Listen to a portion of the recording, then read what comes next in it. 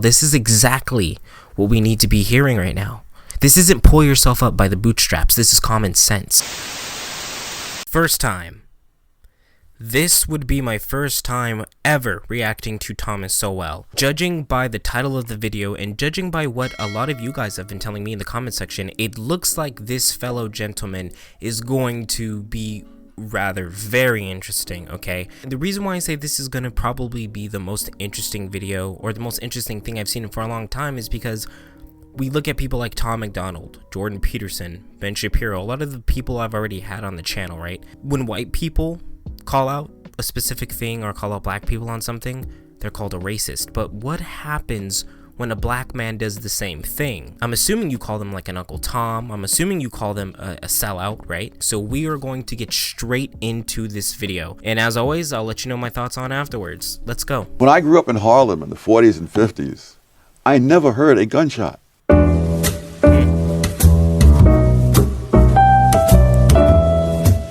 Black subculture preventing. Okay. Well, let me read what you say in your preface. You say, "Let me state here, and now that these essays do not mean 1, all Southern whites were or are rednecks; 2, all black Americans today or in the past were or are black rednecks. One cannot predict," you write, "much less forestall all the clever misinterpretations that others might put on one's words. The most that can be done is to alert honest people to the problem."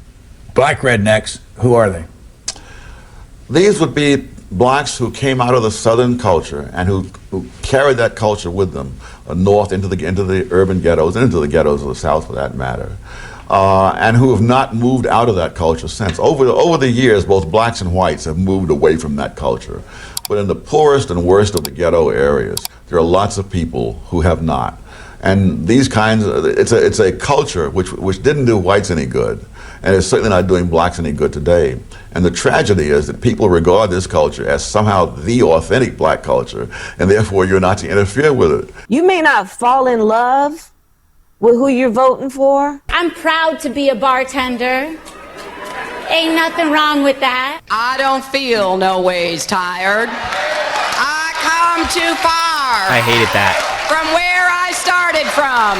Black English is considered not quite proper English. On the other hand, if blacks happen to have all the power and own all the corporations and whites were working for them, it would be the other way around. There was a period, I'm trying to remember now, I believe it was in the mid-70s, when substandard English began to become viewed as a discipline of its own within linguistic studies and so forth. And for all I know, it was all perfectly legitimate that certain speech patterns would be traced back to various regions in Africa and so forth. And this is a language of its own. It has its own validity.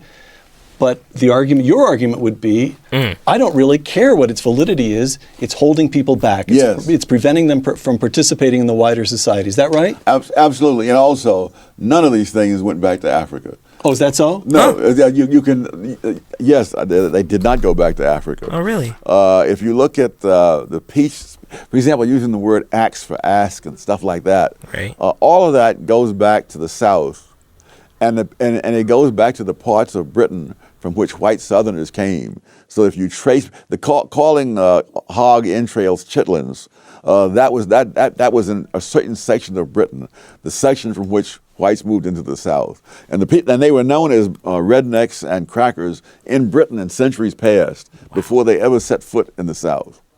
So the whole thing is as phony as the $3 bill. In Intellectuals and Race, you cite an observation by the intelligence expert, IQ scientist James Flynn, that just stopped me cold. After the Second World War, you've got large numbers of American troops remaining in Germany. For that matter, there's still several tens of thousands there today. And both black and white American soldiers had children with German women. And Flynn discovered that those children growing up in Germany showed no IQ differences at all. The black kids and the white kids, the same.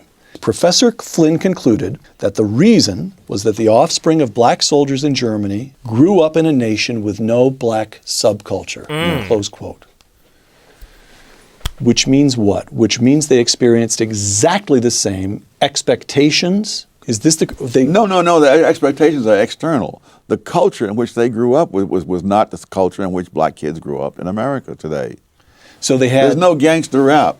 That was pervasively available in Germany. So here's what I'm getting. There is something about black subculture in America today that holds African Americans themselves back? Yes. Because that very same subculture held whites in the South back as well. That in the time this mental testing in the First World War turned up, among other things, the fact that whites from various 4 or 5 southern states scored lower on the mental test than blacks from 4 or 5 northern states. And so it really was a question of the subculture that was there, which was a handicap to both. Wow. I could go on for days about the social degeneration, but let me give you just one quick example. When I grew up in Harlem in the 40s and 50s, I never heard a gunshot. Now, I'm sure someone fired a gun somewhere in Harlem, but it was not such a pervasive thing that you had to hear it. You know, I have relatives in Washington. I asked them the same question. People in my generation. Growing up in Washington, D.C. Yes, and low-income black neighborhoods. Did you ever hear a gunshot when you were growing up? And the answer was no. I have relatives in North Carolina. I asked the same question. No. And now, people in housing projects especially, they put kids, some of them, to bed in bathtubs so that they won't be hit by stray bullets in the night. Now we take it for granted that there's tremendous levels of crime and violence in the black community. That was not always the case. In the 20s, it was very common for white celebrities, including George Gershwin and William Faulkner, to go up to Harlem not only for entertainment places, but to go into private homes of people they knew. And Gershwin played Rhapsody in Blue in this home where Walter White lived. Milton Friedman, when he was a graduate student at Columbia, he and the lady he later married would go dancing at the Savoy Ballroom in Harlem. And he said, we had no fear of being mugged or accosted on the street or anything like that. I've heard you say, Tom, when you were a boy growing up in Harlem yourself, your own neighborhood felt totally safe to you. Not totally safe. I wouldn't exaggerate, but there's nothing resembling today. I mean, I did sleep on hot nights. I would sleep out on the fire escape. When I tell people in Harlem that today, they think I'm from another galaxy, But that people slept on the fire escapes in New York and in the public parks in the 30s, all over the city, because it was not a jungle. And you could run through a great number of other things. Children raised without 2 parents present. That was about 22% in 1960. One generation later, it was 67%, and it's gone up a little since then as well.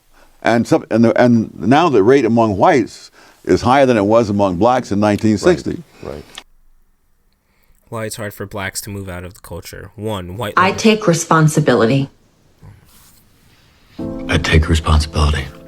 I take responsibility. I can't do this. Black people are being slaughtered in the streets, killed in their own homes. These are our brothers and sisters, our friends, our family.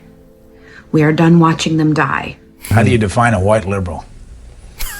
Those kinds of people who have the kinds of attitudes that are called liberal in the United States, although the word is misused, those people have created an atmosphere in which these counterproductive cultures are to be celebrated, perpetuated, and the consequences overlooked. It reminds me of a scene in the Blue Max where this general is encouraging this daredevil pilot to do all kinds of wild stunts, you see, knowing that the guy's going to kill himself if he keeps doing this, and therefore the general will be rid of a political problem. Now, I don't think that the white liberals are doing this deliberately, but I think the net results are the same. They are cheering blacks on and doing things that are absolutely self-destructive. Black leaders, a.k.a. One of the things I discovered in the research for my book I'm currently working on is that leaders of groups that are lagging in countries around the world almost invariably have counterproductive policies for them. And it makes perfect sense because insofar as members of lagging groups assimilate into the values and achievements of the larger society, they don't need those leaders. I mean, there's no mystery to me as to why Jesse Jackson says what he does, or Al Sharpton and others, because that benefits them, but it does not benefit the people they lead. And all the incentives are for leaders to lead people into things that don't help the people, but help the leaders. What you'd create there would be an exception for Dr. King, though, wouldn't there? Yes, but one of the things he was different because he was earliest, or what? Why? What's different about it? It's like insurgent movements in general. When an insurgency starts off, by definition, it has an uphill battle. Now, and you can look at the history of Christianity, for heaven's sake. If you're going to be a Christian in the Roman Empire, before in the first century, you had a lot of grief to go through. Now, but after Christianity becomes the official religion of the Roman Empire, this is a bonanza, and there's a lot to be done. And so now you will follow policies that are the opposite of what you advocated. You will see that with all kinds of other insurgent movements. Somewhere, watching this interview, there's a young Thomas Sowell. There's an African American who's smart and wants to do something with his life.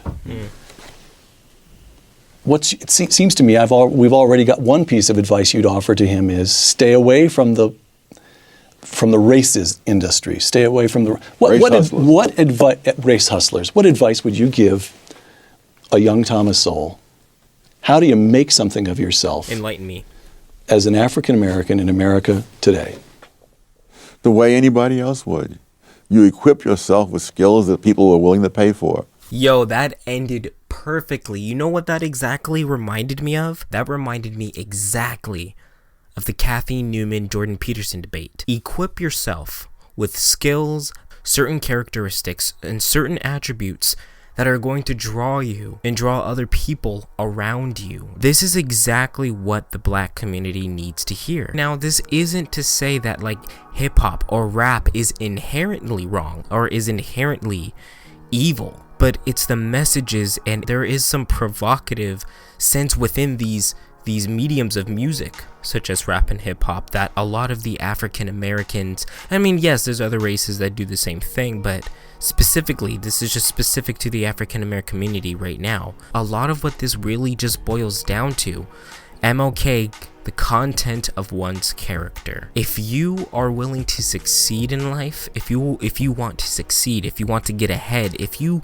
want to do everything you can to make the best life for yourself that you can do it, regardless of skin color. And so when we see these white liberals and these people pretty much shaming themselves, well, I'm sorry, it's almost a sense of self-justification for the cycle to continue. That cycle is not taking responsibility for the things that black people are in control of. I know people will be like, well, you're using the pull yourself up by the bootstraps argument. Everybody has privilege.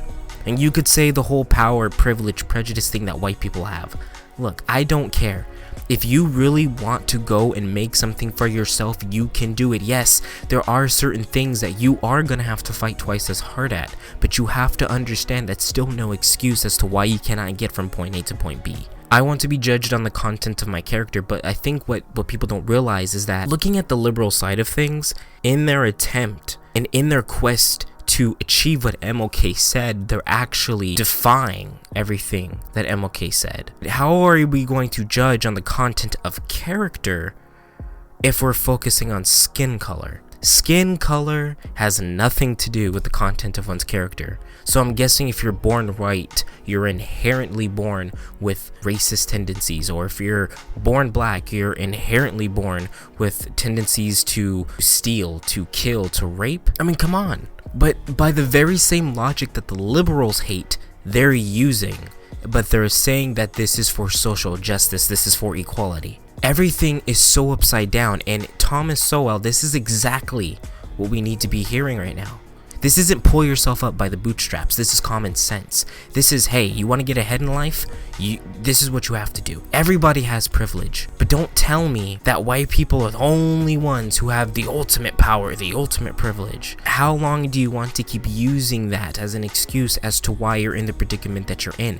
It's almost saying like, you know what, because I'm in this predicament and because this is the way things are, I'm going to continue to sit here as I'm just sitting idly by, playing victim. Come on, guys.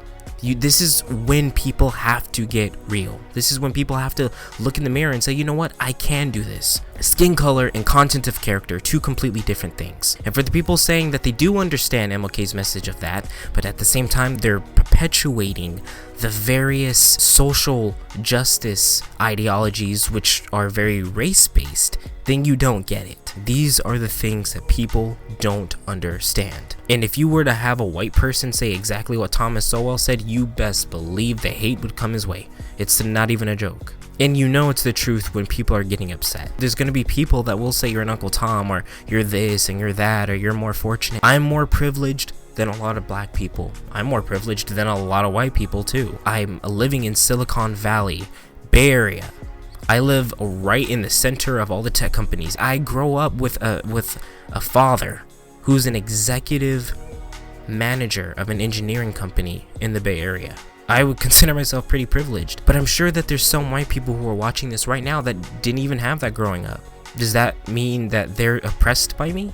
Or does that just mean I was privileged by my own sort of privilege? But it had nothing to do with skin color. Anyway, I hope you guys really enjoyed this video. I'll be looking forward to reacting to more of Thomas Sowell. This was an excellent video. I thank you guys for watching, and I'll be posting more videos soon. I'll see you in the next video.